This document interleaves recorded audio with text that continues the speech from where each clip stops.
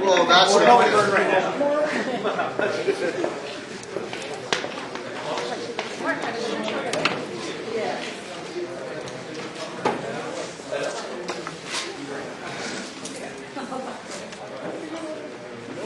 Maybe there's an option on that.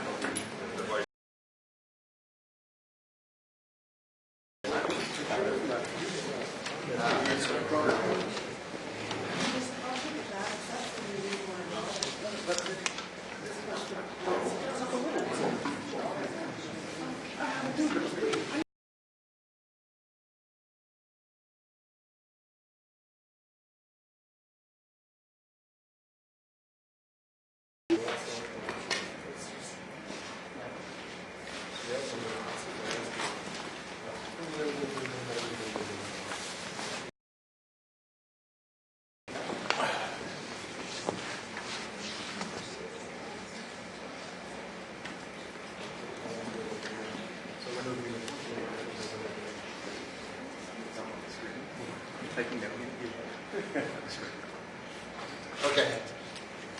How do we get these two screens to work? Bob?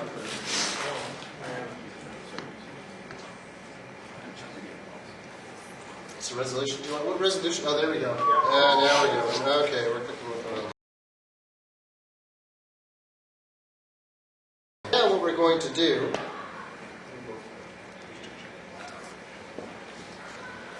is we're going to take that piece of audio that we just produced in the last session, thank you, Bob, and put it up on a service called Libsyn. How many of you have heard of Libsyn? No problem. I already have an account on Libsyn, so I'm not going to show you how to create an account on Libsyn.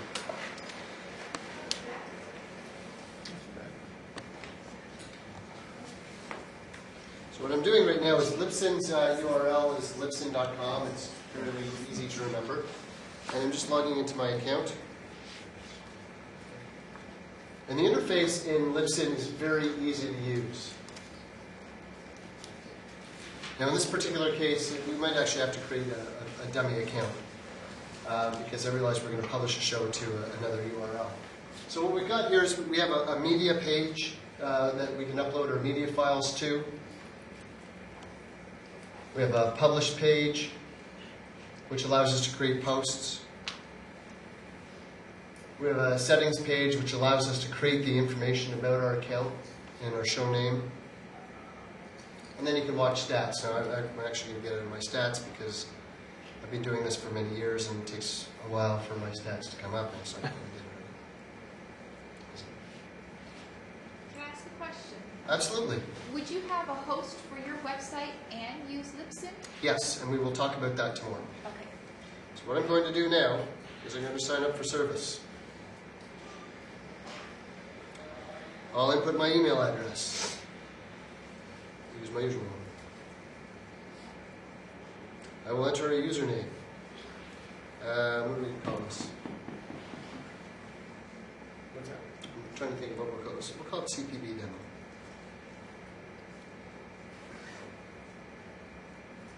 Get a password. I think of a good one.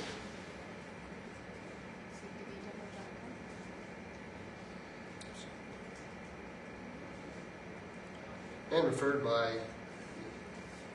And you'll notice that the Libsyn is such a great service. Look at that. $5 a month, 100 megs of storage. And the way it works with Libsyn is you get 100 megs a month. There you go. There's a business model for you. You get 100 megs a month, and that's storage space. Each 30-day rolling period, you get an additional 100 megs. So if you produce a show that each week that's 10 megs, well, that's what, 40 megs a month, then you're not going to use your whole space. If, for argument's sake, you create a 25 meg a week show, well, there's your 100 megs. And at the end of that 30 days, you're going to start to see, okay, now 25 megs has moved out, so now I can publish my next show. A week later, another 25 megs moves out, and you get to publish your show. And when I say move out, they move from what they call their current servers to their archive servers. Now, archive servers are the same as their current servers, just not as fast. the circuit that they have is not as high speed. You still get to serve your files. We have files with the Canadian Podcast Buffet that go back to December 2005 that are still available for download from my Libsyn account. So you'll have the ability to just keep adding content. For the 30-day rolling period, the stuff that's fresh will be on high-speed servers. So it might take 20 seconds to download a large file, where the archive servers, it might take 40 seconds. So you notice it, but it's not that substantial. Technically, how's their back end these days? I've heard some kind of grumblings that there were issues with essentially their server performance and availability. People were kind of... There's a problem I had about 3 weeks ago where they had a disk drive problem, and when I uploaded my files, they would appear, but you couldn't download them. And they would appear, I think, with even though they would upload, whatever it was, the full 25 meg file, and you knew because you could watch the progress bar and it uploaded all that. When it showed up in the directory, it showed up as 0 bytes. And I actually reported it that evening. They fixed it that evening, and I haven't experienced anything specific with them that I recall since then. But yeah, Libsyn, they've had their problems in the past. I remember, they had huge problems. Like their service went down. It was like down for 2 days or something like that, a year and a half, almost 2 years ago. And it was brutal for those of us who depended on it. But I mean, that was isolated. I haven't seen that since. Those are all growth issues too, because the service is good and the price point is very attractive. We just kept getting more and more people using the service, and the more people using the service, the more infrastructure you need. And at some point, the wheel didn't go around. But they've been pretty good for a while. Yeah. All right, so I've completed the basic information here. My email address, well, maybe since it's a Canadian Podcast Buffet demo, so we'll call it Canadian Podcast Buffet. gmail.com. We're calling it CPB Demo Account, and we have our password, and we have our basic level of service, which is $5 a month. You can, if you want, register a domain. So you can register hidinginmycloset.com, and they will set up all the domain name services that you need to point your domain to your Libsyn account. We're not going to do that. I'm not going to register. I don't need So any you more could do domains. that instead of going through GoDaddy or something? Exactly. They would do it for you. You go, yes, I want to use a custom domain name for my podcast URL. If I did that, let's say I wanted to use hidinginmycloset.com, hidinginmycloset.com. But you would only own that domain. They're not You- buying you- it for you. No, you could buy it through them. Did you have to own it already? I thought you could register it through them. I don't know. This option allows you to have both your user, any You have to option. bought the domain already. Okay. You gotta register. But anyways, we're not going to focus on registering that domain today. By register, okay, accept their terms and conditions, and like anybody else who gets a list here of terms and conditions, I do this. And submit. Congratulations, you just bought Libsyn. That's right. For $5, how about that? So it's spinning, it's thinking, it's going to make me want to, it's going to make me pay the account at some point. You gonna pay? Okay. Well, $5 off. I'll spring for it. There we go. It takes me to my PayPal account right away, doesn't it? Right.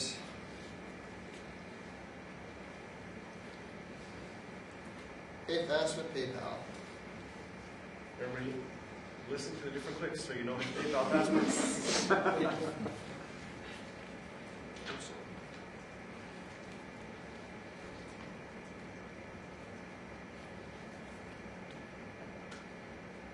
$5 or it's pretty much the same in Canadian now anyways. And congratulations, boom, I have now got my own Libsyn account. Come on, pay. There we go. Now I have my account. I'll be redirected. And now I have an account. So I'm going to log in to access my account now. And I will see if I remember my username and password.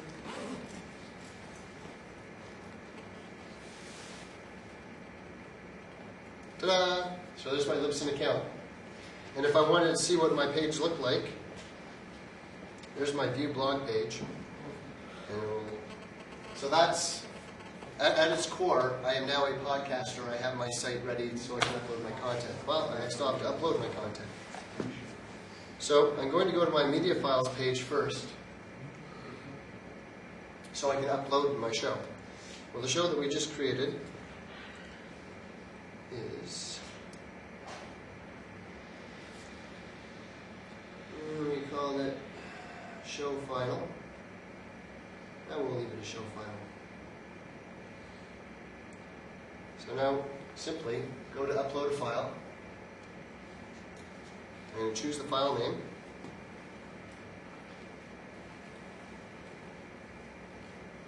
There it is. Everybody with me so far? I've gone to the media page. I'm going to upload the file. I've grabbed it off my USB drive, and I'm going to upload it. And because it's small, it shouldn't take very long.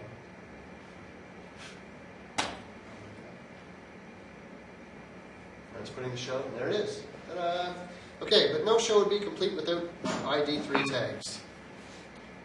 People like to know that you have, I don't know how many people watch or listen to podcasts on iPods or in iTunes or exactly. You have the ability to create details and provide information in your show, in the file, about the show. So for example title, we're going to call it, what was it, Hiding in My Closet? Hiding in the closet. Closet. Artist, we'll call it Zero to Podcasting Group. Mark, quick question. Is it possible to do these ID3 tags in the... Somebody downloaded it? Is it possible to do these ID3 tags in iTunes? Absolutely, yes. Okay. But what you want to have them on your show when it's on the server. So you can either pull it in iTunes, add the ID3 tags, and then upload it to the server. Yeah, that's what I was... And so yeah, but this is another option that's available. So like tomato type thing. Yeah, Sean? You're famous. It's now posted with the audio file on Podcamp Toronto blog. You couldn't have waited till we published it first. No, I have. I asked Bob. He said it was okay. Album, we'll call it Podcamp Toronto. Year 2008, track 1. It's a podcast. Now here you have a number of options. I usually only go with the ID3 v2.3 because ID3 v1 is going to screw up your ID3 tags. I found if you have a long title, for example, it's going to chop a piece of it off. If you put a large comment, it's going to chop some stuff out. So I usually just do the v2.3. I leave apes off my podcast. And then I'll put here, I can just put a comment. This is the outcome of the collaborative podcast recording and production.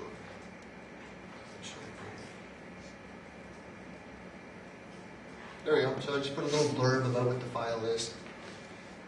And I can actually put a file.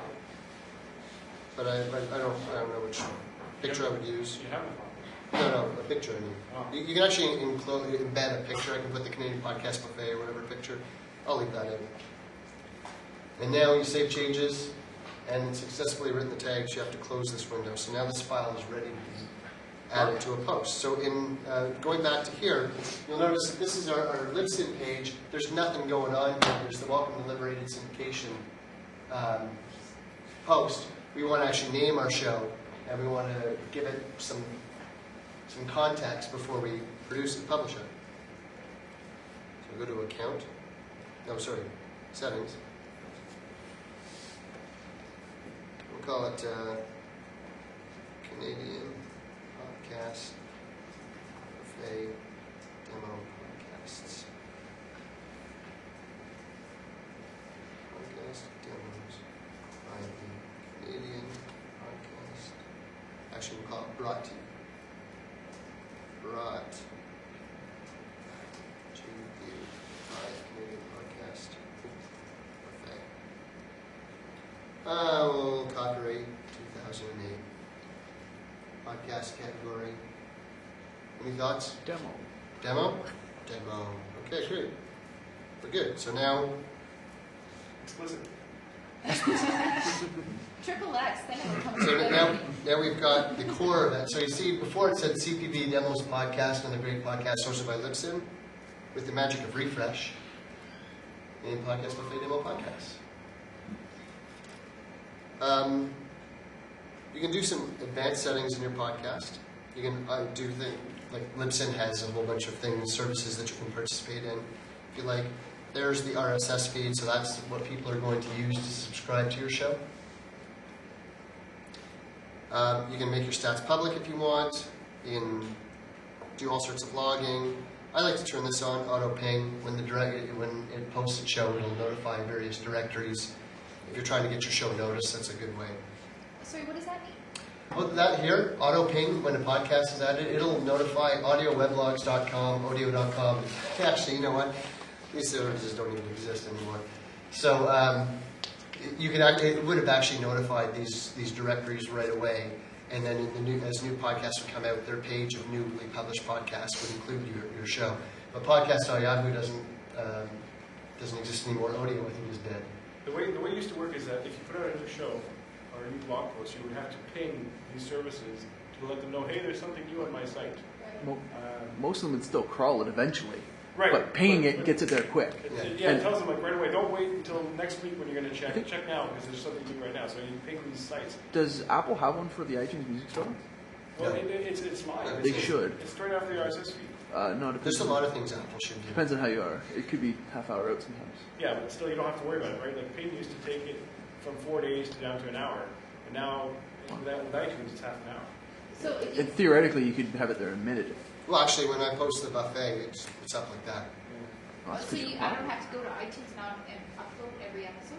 You don't have to do that? No. That's the beauty of RSS, which we'll go into tomorrow. The subscription mechanism automatically tells people that it's available. So there's all sorts of other options you can select. We're not going to worry about auto ping since it's not going to make a difference anyways. Spam to turn is good. If you're going to run your blog on the Libsyn site, probably not a bad idea to have spam that turns on. It sets up this thing that when you type an audio or type a comment to submit, it prompts you to type in something else to show that it's not a robot. Now the robots are getting smarter, but still that's not bad. You can use comment moderation, but I'm not going to invest the time in this particular site. You might want to use it. There's blog page options. You can do all sorts of advanced formatting of your blog page. But for the purpose of this demonstration, we're just going to use the defaults that they've given us, which give us this exact look. But you can add all sorts of other features in the left-hand column. You can pick different layouts and add all sorts of different features to your blog site. Once you've made all those changes that you want to make, save them. What's additional namespaces? Oops.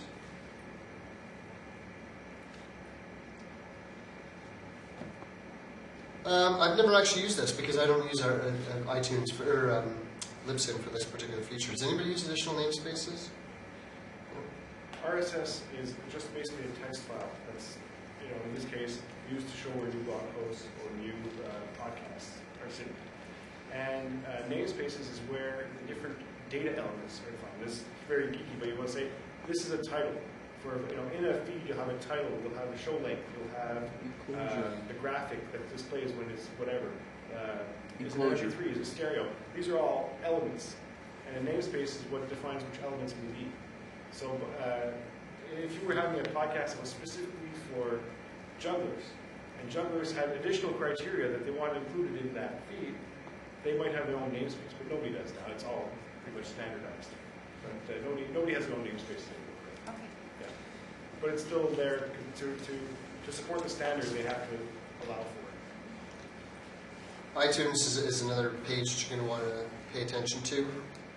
You want to allow iTunes to include you in their store.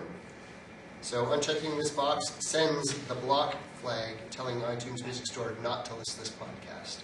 So if you uncheck it, it will not include you in the iTunes store.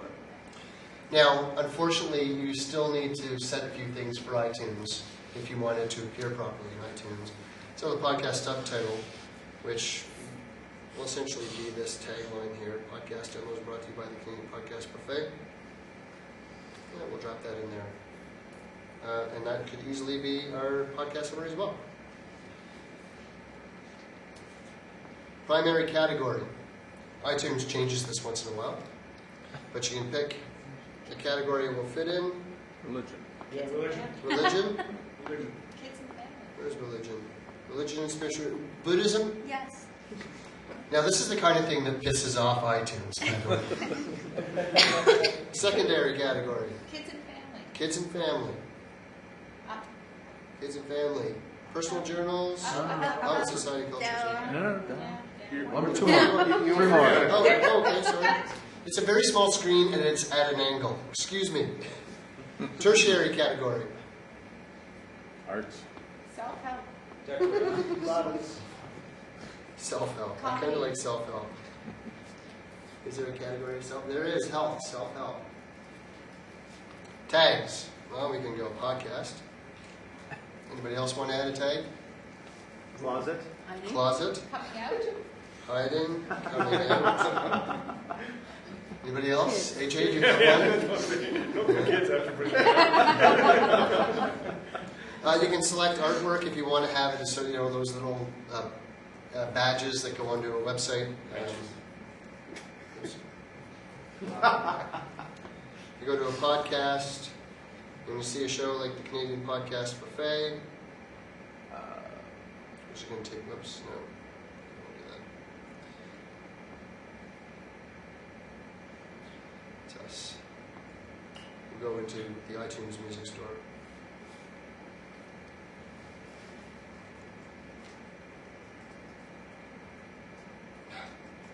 First day with my new set of hands.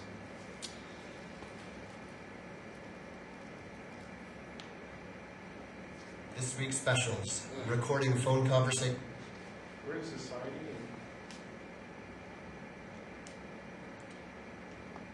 I'm not quite sure how we ended up in there, but we are. Apple will actually change you from time to time. Yes. From one category to the other. So, After a win. this is what a podcast page looks like in the iTunes Music Store. And this is the Canadian Podcast Buffet, and that's the artwork that it's talking about that we can add. So we will go back now. Actually, Mark, Yes. just a quick question. On this page, right, on that Libsyn page, on the current Libsyn page, now that picture that we put there, that's like the iTunes picture, right? Yeah, that would be this picture right here. Okay, now whereas the previous Libsyn page, where there was a place to put in like a picture, that's like per episode. That's like, per episode. So okay, so each picture could have like in the bottom left-hand corner. yeah. So this is that's the per episode. So when we're over at the Libsyn page that we're at right now, where we add this image here, that's about this image there on the iTunes Music Store page. The image that you were talking about before when we were editing the ID3 tags, that is the equivalent of. Which came out of the video. This week's specials. Okay, let's Podcast just- Join Apple. Forum and So there. Podcasters Cross Borders Forum. That picture there. Those have links. Okay. There's links to both of those off of our website, CanadianPodcastBuffet.ca. Yeah, we mentioned this is the Canadian Podcast. Okay. So back to our Libsyn page. We're not going to do an image. There's our website, cpvdemo.libsyn.com. The author, we'll call it Canadian Podcast Buffet.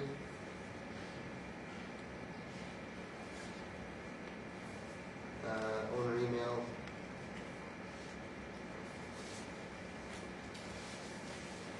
Do you get more or less hits depending on when you check for the explicit material?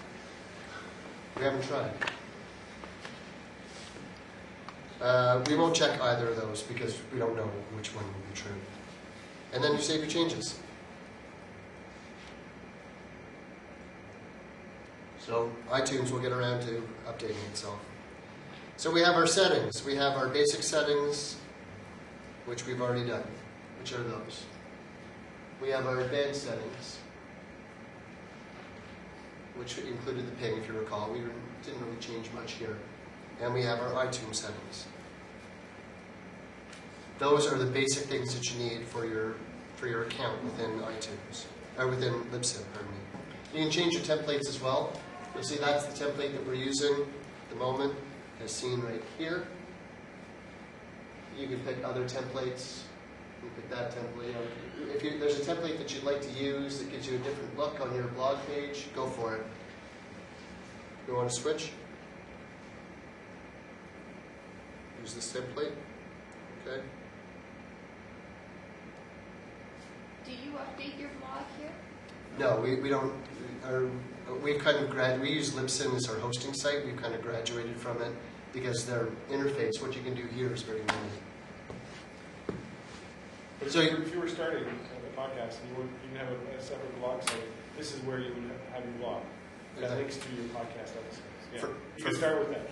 For $5 a month, you can upload 100 megs of content and blog to your heart's content. If you're going to do that, buy a domain. I do.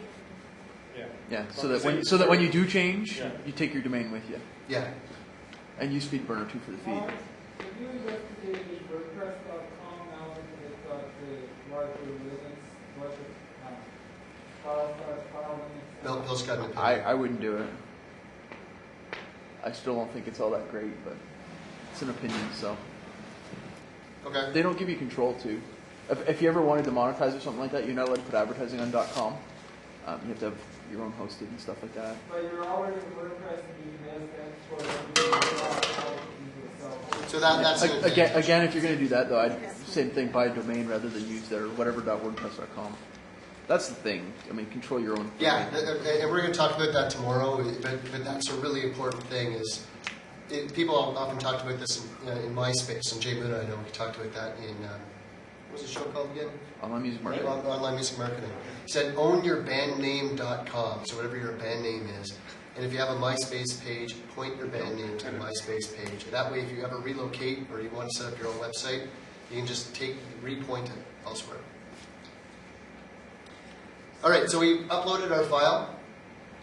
We've done the ID3 tags, which we did by clicking on the file name, and we did edit ID3 tags, and this is where we did that picture for the show, right here. And now we're going to publish our show. So we can give it a post title. Hiding in, maybe, you want to call it hiding? Yeah, we'll call it hiding. Hiding in my closet? In that closet. We'll choose a category, and it's a podcast. So that's very easy. You see the options of podcast in general. You can add categories. So if you want to blog on your site and you want to categorize each individual post on your site, whether it's a blog post or a podcast, you can drop it into a category. You can do multiple podcasts as well. Yeah. Post image. You can add an image if you'd like to. I haven't captured any pictures off of my camera from this session, but maybe later on we'll go back and add a picture from sorry? Except I don't have that plugin installed. We'll do it. We can do it another time. And now you have show notes. So you can say a group, let's call it there, during the 0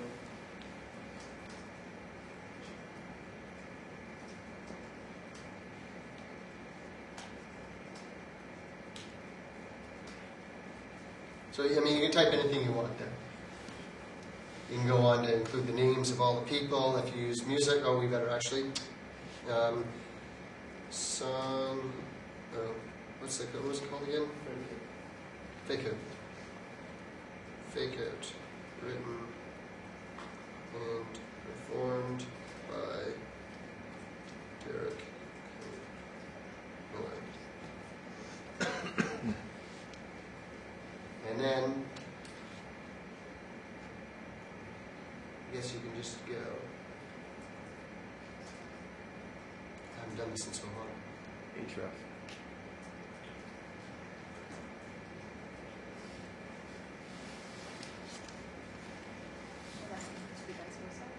Yeah, because his music is Creative Commons, you have to do attribution.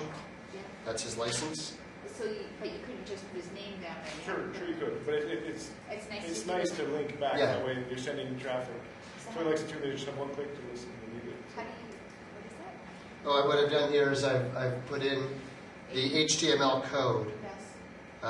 in order to link back to a site. So it's href, http://www.penmachine.com, and then you put the person's name in between the brace brackets. Musicians always like to have that link posted on your show notes. They really, really appreciate it. And I have no problem, I just couldn't read it. Oh, yeah. Oh, That's all. so So I thank just you. would write it down afterwards. So I want to make sure I do give it. Just in the intro and extra. It's easier in WordPress to do that. Okay. Just highlight it. So yeah, we're actually going to talk about WordPress tomorrow. Like this is what I'm showing you right here. This whole concept of using Libsyn just to do your podcast demonstrates that for $5 and for a few minutes of your time, boom, you've got a podcast up. And your website. Now I go to podcast media file. It lists all the different podcasts that are in the current servers, and the only one that we have there right now is Show Final. Boom. Or you can upload it to your computer to Libsyn right now if it's not already there. You can do additional options if you like. Give it a subtitle, keyword, ratings, specify the minutes, the hours, the whatever it takes, author's email. You can add all sorts of extra tags. But for this purpose, I'm just going to hit publish. So the post date, you can delay a post? You can. You can schedule a post to go out in a week's time. Absolutely. And actually, I'm going to trash this Welcome to Liberated Syndication post since I don't need it.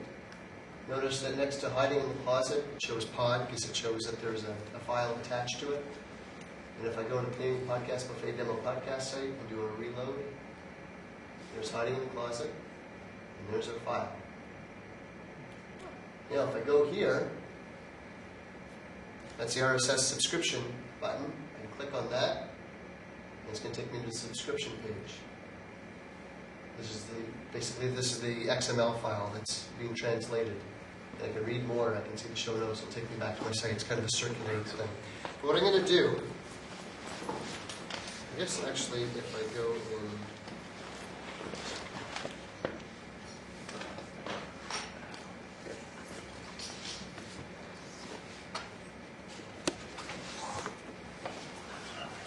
yes, okay. I can actually, because of the way Firefox is set up on my system, I can actually click on this link and it'll lead her to my Google homepage. But since most of the podcasts that I listen to and subscribe to are through iTunes, I'm going to copy the RSS link. I'm going to copy link. And I'm going to go to iTunes, and I'll subscribe in iTunes. Now, tomorrow we're going to talk a little bit more about creating your website and adding links and hooks so that you can subscribe to iTunes automatically. But right now, I've created the core ability for people to download, subscribe, and get our podcast. So officially, this is now a podcast. And that took, well, I mean, I was explaining it. If I did it without explaining it, it probably would take me 5 minutes to do it. But even so, it took us about 20, 25 minutes to create a Libsyn account, configure it for what we want to do, upload, post, and subscribe to the show. So that's iTunes. Anybody have any questions about that? Quick question, Mark.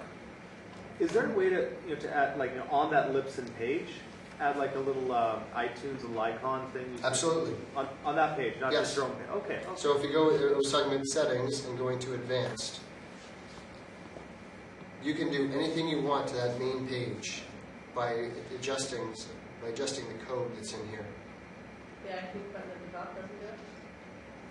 The iTunes button at the top. Those are features. That's the feature. That's the link. That's the page here.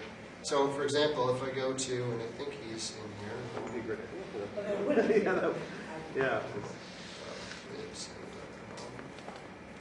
Yeah, so there's the Robert Farrell page. So this page is being adjusted. It has a player, a jukebox player here. It has a jukebox player, so you can listen to the most recent podcast and cycle through the podcast by playing here. Is the jukebox player a built-in feature then? You can't. No, you actually have to code. You specify the code to add it. Okay. Yeah, it's something that you can add. There's the official website for for Robert Farrell. There's a link there. Sorry, feature on Canadian Podcast Buffet. And there's the RSS feed burner. There's no iTunes link on here. I'm trying to think if there's one that I know of that has an iTunes link. It's in Libsyn. Well, it would be the same link. Zcast. Zcast is still on there. So there, he's on Libsyn. And there's subscribe with iTunes. So he's done all sorts of stuff on his page. So, and to prove that this is actually on Libsyn, zcast.libsyn.com. So there, what was I going to say? That's a great example of redirecting. So he had the zcast.com pointing to zcast.libsyn.com. And he's added a flash thing. He's got the poo-poo player. He's got iTunes.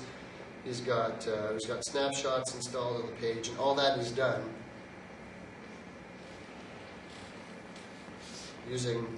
by just adjusting the code that's in this box here. But you have to know how to do this. You have to know how to do that, which is why I picked that.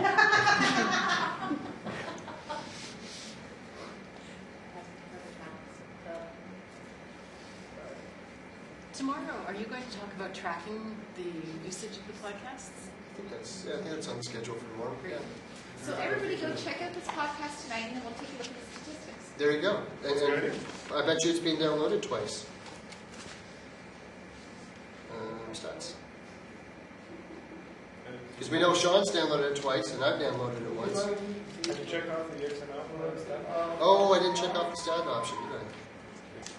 Mark, the Libsyn file from Podcamp Toronto, Sorry? I'll link back to the Libsyn file on Libsyn. Sure. Yeah, and that way we can see the stats. So for $5 a month, is that unlimited downloads? Is there a cap?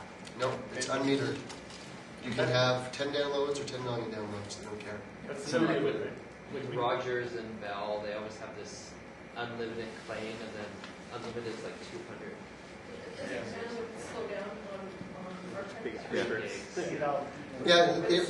That's still there, yeah. Yeah. There's a bandwidth upload. There's an upload limit. there's not. Yeah, that's your limit on. It's not so much even an upload. It's a storage limit. Yeah. You can upload up to 100 megs. That's really the beauty of using a service like this, is that podcasting is one of those things where the more popular you are, the more expensive it's going to be.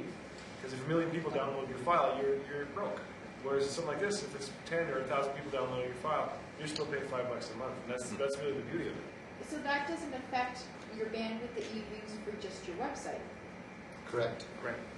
That's right. So when you're listed in... It's so negligible. Yeah, The actual website traffic, when you're talking about a file, is No, I get that. I just want to make sure. So when you're listed... Oh, yeah. Sorry. When you're listed in iTunes Store, you're hosting all the files yourself. Yeah. You just been entered in a directory. Yeah, it just links back to your files and based on your feed. even if somebody streams it without subscribing to it from the iTunes Music Store, it counts as a download. So wherever you put your podcast, all the directories, it will still link back to your website and it will still count in your statistics. Yeah. Well, yes and no. I mean, somebody could actually copy your file and put it somewhere and share it, and then you wouldn't see those they wouldn't be counted in your statistics. Oh, because if they downloaded it right then. Right. Once they have it, you don't know what they can do with it, right? But most of the time, you know, it's still generally accepted that everything will link back to that one place. And that's where iTunes is weird. When you talk about a directory like the CanadaPodcast.ca, all they're doing is basically saying, this is a podcast. You know, this is such and such. They're not doing anything with the actual, your feed or your, aside from linking to your feed and your website, they're not actually doing anything with the files, absolutely nothing. Somebody goes there and they can get the link to subscribe to your stuff. Whereas iTunes is a little bit different. They have a directory, and it shows all that stuff, but when you download it, yeah, it's always going back to your original stuff. So then when you are posting your podcast to all these different directories, for search engine optimization, should you be tweaking what your little blurb is for your show notes so it's a little bit different each time? So then No, you're doing it once, right? Because all these different directories, all they are really is a list of feeds, right? So, you know, in this case, this is the Canadian directory. It's just a list of your feeds. So if you publish your show and you submit it to the directory, it'll link back to your feed. iTunes links back to your feeds. I don't have to go and upload every No, single. no. And that's the beauty of the subscription mechanism in the RSS. All these places just have a link saying, this is Jennifer's site, and here's the feed for her stuff. So essentially they sort of subscribe to it. Yeah. But directories, the way the directories work, the directory doesn't subscribe to it. The directory just is a listing of listings, a listing of feeds. iTunes is weird. iTunes is a weird directory. Like most directories are just that. It's a list of stuff and links to it, and that's it. It's just a link to a website and a link to the RSS. But the RSS feed, right? Okay, an RSS is just a file, and it's a file that has all your different episodes in it. Let's say, okay, and every time there's a new episode, automatically it'll get added to that file. And so that's how they find your new episodes, is they all point to that same file. Like, if you look at Google.com, and Google changes their graphic, because it's Christmas or Valentine's Day or whatever, they don't tell you. Next time you hit Google.com, you get the new one. And that's how feeds work. But software like iTunes or whatever that lets people listen to your show or watch your show goes and checks that every time to see if there's something new without you knowing it. However, when it comes to downloading, services like iTunes, services like Rogers, if you're a high bandwidth show, if you're a popular show, for example, they'll cache your content on their servers so that they don't constantly have to feed and then saturate their links. So what they do is like Rogers is a great one for this. If you have a popular show, the National Arts Centre, for example, in Ottawa, they noticed their downloads dropped from this high number that they were getting to this really low number. And it turned out, they found out that Rogers had started caching their content because they didn't want their networks to be saturated. I'm not sure how, but I think they managed to get Rogers to disable that for their podcast. But if you have a popular show, chances are content will be cached at various different sites, and they will serve it from their servers, and you won't see the downloads. You'll get the one download that when they haul it down on their cache servers, and then you'll never see it again. So if 1 million people are listening to your show through Rogers, you'll get one download for those 1 million people. Oh. Yeah. And iTunes is be doing some of that as well. So hold on. So just to make sure I'm understanding you correctly, there's still 1 million people listening, but it's only showing us one download? Is that It's showing up on your servers, or on your stats as one download. Because what they've done is they've recognized, oh man, 1 million people are downloading the show. It's chewing up our bandwidth. We don't want to have that problem. They'll download your show, they'll put it on their servers, and that way it only chokes up one side of their network. So yeah, you'll see one download. Say it again? Got it, thank you.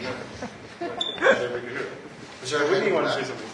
Well, all I was going to say is, I've got a difference between what my feed burner feed download stats are and what the stats on my site are, and it has to do with the fact that there are some people that listen to the show streaming off my site, and then the feed burner feed are the people who are linking to it through iTunes or through the Zune store or whatever else. But I always know how many people are actually downloading the show because all those links come in and they link back to that one particular MP3 file lined up on my server, which my stat program counts. So every time it comes, I know that those stats are probably much more accurate than just my feed burner stats or anything else. That's true feed burner. It's not necessarily going to be true if Rogers or whatnot are caching it. That's definitely true. Or like, for a while we had an issue. Some of the shows are over on Poddango, so that's a separate thing because they actually upload the file and people are getting that file from that server. They're not getting it from my server. So there's some of that stuff that happens. But basically, we can play the numbers game all day. There's 150 different ways to do it. But basically, it's sort of like you have a piece of paper in a file that's sitting there and that you've got a handle on it, and all these other listings and whatever, just tell everybody, go get that piece of paper in that particular file. So it's still, they're all drawing from that original one thing, and then you can count that fairly well. But if somebody makes a copy of that and puts it in a second folder, people are getting it from that folder, and then you're not having the stats, then you have to add them. One of the biggest things in podcasting that's never gotten solved is stats. There's no accurate stats, there won't be. And people have to get beyond it. Like in radio and TV, you think about CPM and how many listeners you're going to get. It's like this, right? If you know that it said 30 last week and it says 60 now, you're doing okay. That's really, you can't sell anything based on number of listeners, really, because if caching happens, they're not going to believe those numbers. So there's no agreed upon standard for stats that applies to everybody. The other thing actually, sorry. Well, the other thing is that if download doesn't mean all. Yeah, that's exactly what I was going to say. Yeah, a download doesn't, and a lot of people go, well, radio shows have 100,000 listeners or whatever. That doesn't necessarily mean the person's engaged in the show. It just means the radio's on. And the same is true of podcasting. I mean, if you get 1 million downloads one month, it doesn't necessarily mean that 1 million people listen to it. It just meant that the file was served up 1 million It's times. with flash players too that actually, if somebody comes on, if it auto-loads or something, as soon as it starts, it counts as they count it as a download. Yeah. Which isn't actually true because it could auto-start and then somebody hits pause and stops it and they don't want it. And depending on how you do it, I mean, there's a million different ways. Is it when they hit play, or when it starts playing, or when it gets to 9 minutes of 10 minutes, so 90% done. There's a million ways that they can count that, and everybody does it different. And all different plugins and different sites do it all different. Well, Podango is another one where the sites, and I can't stand people who do this. Did you go to their website and music starts playing? And you're at work. It's like, I don't want people to know I'm surfing at work. But Podango would actually set it up and it would play your most recent episode the instant you hit the page. Well, that's an artificial download. I mean, boom, you've got a download right there. I don't think Libsyn actually says it. Libsyn wouldn't count that though unless it actually completes it. Is it not? Well, it depends. Libsyn may not count it, but Podango will count it. And that's where you're starting different numbers. And then if you, depending on how you've set up your chain, like with and we'll talk a bit more about this tomorrow with PodPress, then what you're end up doing is Podango pulls it off of your site, which is going to pull it through, well actually, your site, which is going to pull it from Libsyn. So Podango will register it as a download. Feedburn will register as a download, PodPress will register as a download, but Libsyn won't care until the file is downloaded in its entirety. And that's where using the stats of Libsyn is probably your most. A lot of people use Libsyn, and it's probably when it completes downloading, it counts as a play. That's probably the more accurate one. But then the problem that you run into with Libsyn is they do another filter. They go, well, if the same IP address downloads the show within 5 minutes or whatever, then I'm only going to count it as one. But if you have somebody behind a firewall at Rogers, boom. Or here. Or here, yeah, or at Rogers. Sean downloaded it twice and you downloaded it once. That might only count as one. Yeah, exactly. You're on the same building, so. So, because what they'll do is they'll say if it's an IP address, the same IP address, well, it must be the same person. But if you work for a company or some organization that has a firewall, then all the IP addresses inside the firewall are going to show up just as that one IP address on the outside world. So, CBC is a great one. During the lockout, I was helping at the CBC with their podcasts, and people within the CBC were downloading the show. Apparently, I had a good authority that there were a lot of people within CBC who were listening to the show. But if the show, and I would see over time a lot of them, but if 5 or 6 of those people downloaded it in 1 minute, or within 5 minutes of each other, then it would only show up as one download.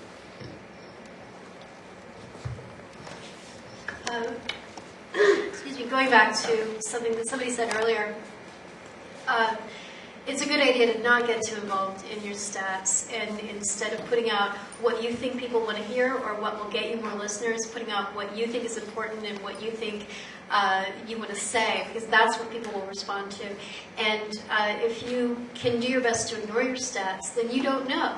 If you've said something that might be controversial, then your stats drop 10 people. You have no idea, which gives you a lot more freedom in what you feel comfortable saying. Because in the end, if you're being true to yourself and you're saying interesting things, your stats are going to rise. Whether or not they dip every once in a while because you've offended somebody, or, and marketing is a whole different thing. But just, if you're doing this because you love doing it, don't get overly involved in what people want or how many people are going to listen or how fast it's going up. Do your best to ignore it. That would be my advice.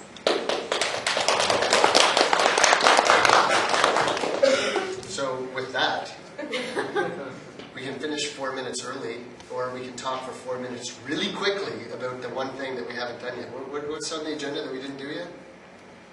Directories and promotion.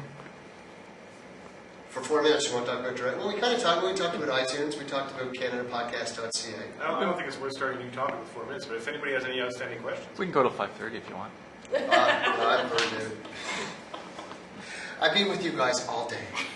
No offense. Feel the love, Mark. Yeah. No, I think. Sorry? No? Okay, sorry. Over there. Last comment of the day. Say something really controversial so people can walk away without getting their turn done. Oh, well, I was going to ask a nerdy technical question.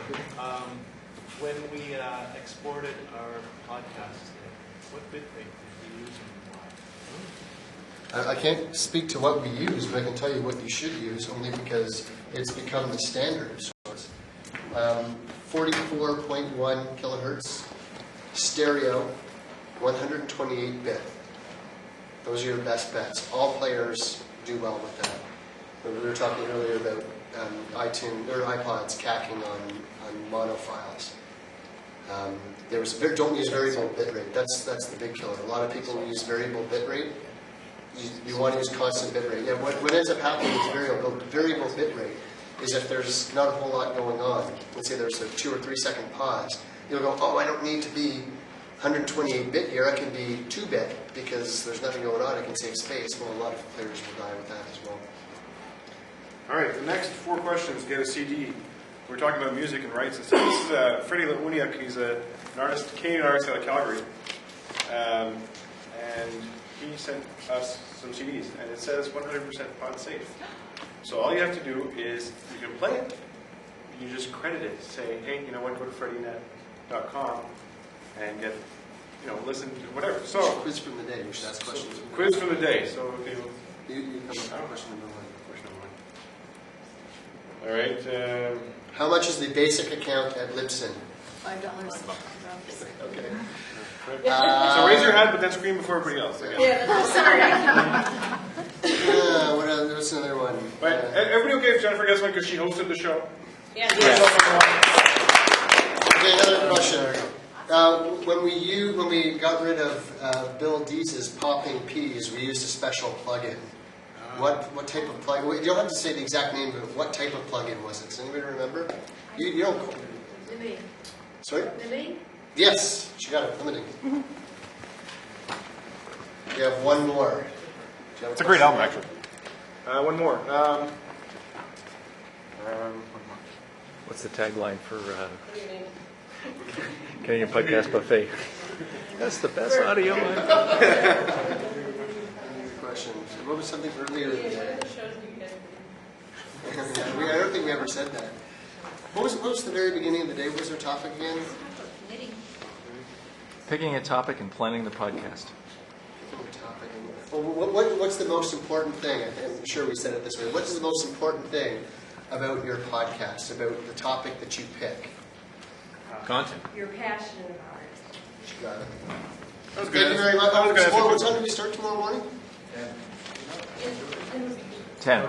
10? Is 10 good, or do you guys want to start a little bit earlier? No, there's no TTC till 9. Which means some people open the place up, can't get here till 9. Okay, so 10 o'clock here tomorrow morning. Is there anyone who Thank wants you. to go for dinner?